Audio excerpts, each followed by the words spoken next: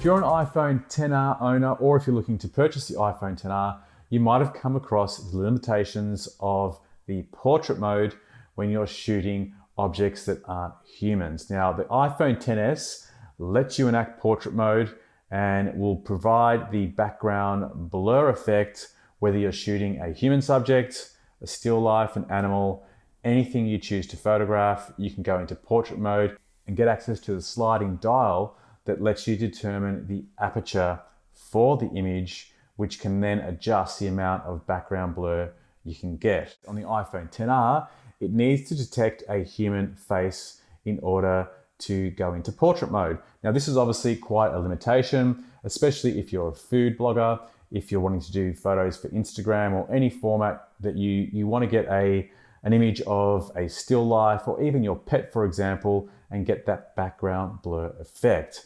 Now, thankfully, there are some third-party apps available on the iTunes store. The one I'm going to talk to you about today is called Focos, and it's a free app.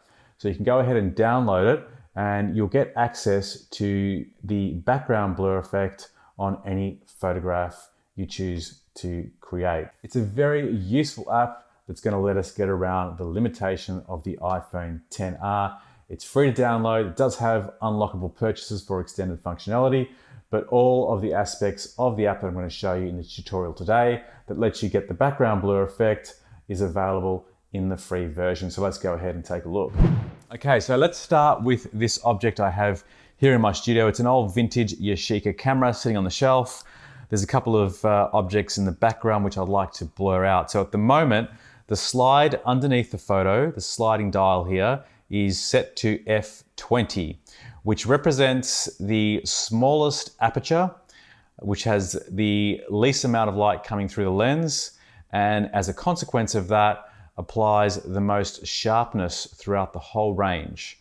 Now, if we move the slider across, you'll notice that the aperture opens up as it would with the lens, and we can open it up all the way to 1.4, and when we do that, you can see that it blurs out the background and also the back part of the camera, so only the front of the lens is in focus. That's extreme bokeh or background blur because we've opened up the lens to the full capacity of 1.4. If you want to come back a little bit from there, you can go somewhere in the middle, let's say about f5.6. And you'll notice we now get a small amount of background blur in the background. Most of the camera is in focus. There's still a little bit of softness towards the very back of the camera. The book in the background is partially out of focus. And that's a really well-balanced shot that shows a little bit of depth of field and just enables that image to punch out a little bit more. So you can go ahead and move the slider across to wherever you prefer it to be in order to get that look that you're looking for. Now, if you want extreme depth of field, over to the right, and if you want a sharp image, you move it over to the left. Very simple and very easy to use. There's an additional feature that is pretty amazing and quite a lot of fun to play with, and this really represents or behaves a little bit more like light field photography, which was developed some time ago by a company called Lytro, and it's found its way into applications like this. And I think it's also available by default on the Google Pixel phone. But light field photography enables you to tap anywhere on the photo to determine what will be in focus and what will be out of focus after you've already taken the photo. So if I tap on the lens, it will ensure that the front of the lens is in focus. If I tap on the logo of the camera, you'll notice that pops into focus and the lens goes out of focus. If I tap on the book will be in focus, but the camera will be out of focus, and so on. And again, we can adjust the slider so it's less extreme, go somewhere in the middle, and we have a great amount of control over the final image, which is actually quite incredible. So beyond being able to give you that portrait effect, you actually get full control and flexibility of your depth of field after you've taken the shot using the Focos app. So an amazing piece of software. All of that functionality is free. So for all you iPhone XR owners or anyone thinking of purchasing, this limitation that might have been inhibiting the purchase or creating you concern can be addressed by this free download.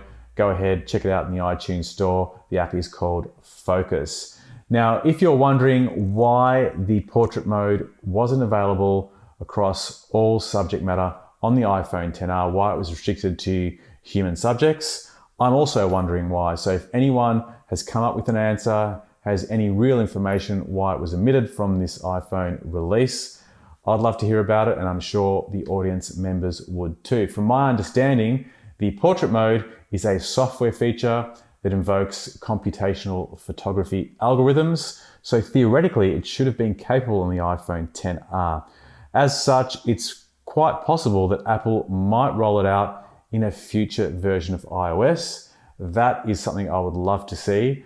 Let us know what you think. Is this omission a concern to you? Has it affected you as an existing iPhone XR owner? Has it prevented you from purchasing the new XR? And has it pushed you over to the XS? I'm not really sure, again, why it was omitted, but I'd love to get your feedback, and any information you may have heard about this feature is always welcome on the channel. Feel free to put your comments in the comments box below. And also, if you haven't already subscribed, hit the subscribe button and the notification bell next to it so you'll be notified of up and coming video releases. And just before I go, on another note, I'd like to thank our channel subscribers for continuing to comment and contribute to the thread of discussions on these videos. This particular discovery of the Focos app was brought about by a channel member letting me know about it when I was talking about the limitation on the iPhone XR. So your comments are always welcome, and you never know when they might lead to a new video. Thanks again. See you on the next one.